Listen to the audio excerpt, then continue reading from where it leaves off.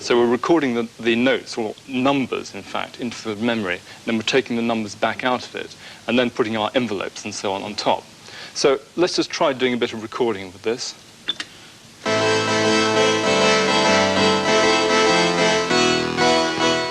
Okay, so I recorded a line in. That's been allocated to a particular part of the computer's memory.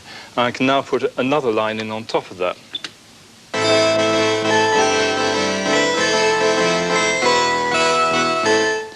And then I can put a third one in on top of that, the tune.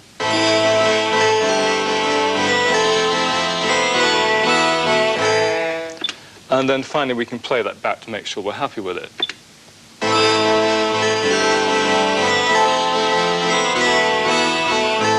That's great. Now the important thing to remember is that all you recorded into the computer are numerical representations of the notes played on the keyboard. It's actually rather like having a word processor where you put the text into it, and then you say, okay, I want to print out that text with a different character set on the printer.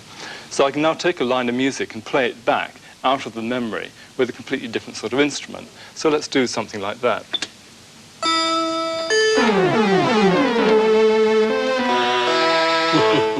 So you can see it's very flexible, really. But one of the problems is that not everybody can play a musical keyboard. And if you're having an off day, or if the music's very difficult or it's very fast, you might have a few problems. So what we really want is an alternative means of actually inputting the musical data in the first place. And one way of doing it is using numbers, the sort of things we were doing with the sound command. And I've got here an additional bit of hardware and some software which enables us to do things along these lines. In fact, what we've got is a box which produces 8 channels of sound rather than 4, and it also produces a further channel which contains 7 different percussion sounds. And it's being fed with data along this ribbon cable from the same computer. So let's build ourselves a simple little drum pattern. Well, here we see on the screen that for the pattern we've got 16 steps, and these steps represent the drum beats that we can put into a drum pattern. Then along the top, we've got the actual drum sounds themselves. And as I build up a drum pattern, you'll be able to hear what they sound like. Now, where I actually want a drum sound to occur, I put an X. And I hope I get the X in the right place. Now, I just put in the bass drum. I'm now going to put in some snare. OK, so it's gradually getting there. Now I'm going to put in some closed hi-hat on alternate beats. And next, I'm going to put in some cymbals here. And finally, I'm going to put in an extravagant tom-tom roll. OK, and now we can listen to it. The point is you can take one pattern and then chain it to another pattern and so on, and build up an ever-changing drum bass for your piece of music, which is great fun, really. Well, the other thing you can do also is to actually put in your notes in the form of numbers.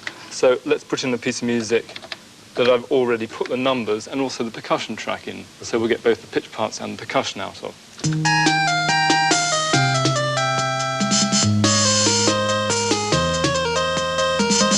That's absolutely terrific. But you haven't actually played anything there. You've actually just put numbers into the machine itself. That's right. It's all by numbers. And of course, that means that if you've got something which is very difficult, you can do it with numbers instead. I see, yes. And so far, we haven't produced any music notation at all. That's true. Well, I've got another program which I can load up. So if I just load that. If you look at the screen, you can see we've now got 2 staves on it. And when I play the keyboard, the music played on the keyboard will then actually appear on the screen as real musical notation. So when I press the space bar, I'm given a metronome which I have to play along with.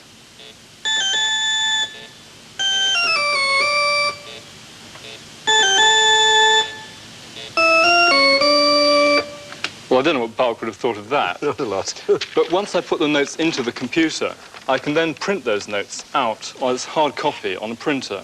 And if you made a mistake when you were playing it in, would you have to replay it before you could correct it? No, you wouldn't. You could just tell the computer to go to the part of the notes that you've entered where you made the mistake, and then you can edit it using part of the program called the music editor. In fact, over here, we've got a slightly more sophisticated music editor, which allows us not just to enter and edit one part of music, but in fact 3 pitch parts and a percussion part as well. Let's have a listen to it.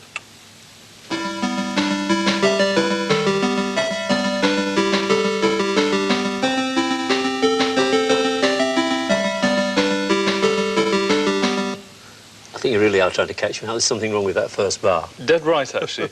That C there should in fact have been a B, so I've got to edit that.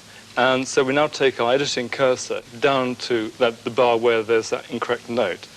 And now I take that bar into the edit part of the display, and I want to correct that C. So I take my edit cursor along to that position, and now tell the computer to replace that C with a B. And you can see it's now put right that incorrect note. And now I can return the corrected bar into the original piece of music. And we've now got a B rather than C, and it's all okay.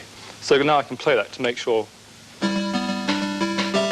Yeah, that sounds okay now, doesn't it? It does, yes. So how long is it going to be before you can type in a whole score for a complete symphony orchestra and then play it back in our own homes? Well, sticking my neck out, I'd say 2 to 3 years will give us a micro, which will be the all-singing, all-dancing machine, and will be cheap and easy to use as well. And how long is it going to be before you can get singers on it and replace Pavarotti and people like that? Well, actually, we can already do that, because you can buy as an add-on for the BBC Micro a speech chip, and we can just try having a go with that.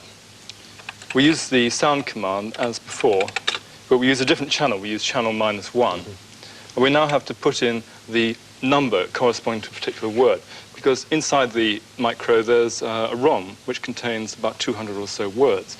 And each word has a particular number given to it. So let's choose, say, 179, which corresponds to the word computer. And we'll put that in, and then finish off the sound command. Computer. Well, did you recognise whose voice that was? Well, it sounds a bit to me like a computer imitating a human voice. Well, actually, it's Kenneth Kendall's voice that's encoded in the speech ROM in the computer. Well, 200 words doesn't seem to be a very big vocabulary to me. No, it isn't.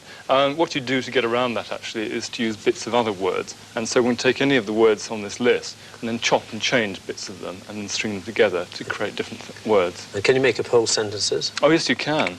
And now for something completely different.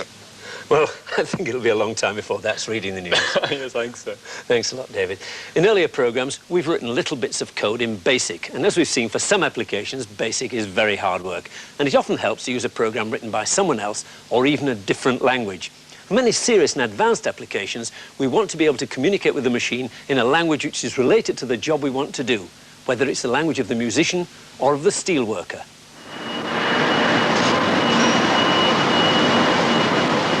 At the Scunthorpe Rod Mill, the rolling of steel is a continuous 24-hour process. Red-hot steel billets are rolled out into rods, then looped and coiled, ready to be made into anything from barbed wire fencing to supermarket trolleys.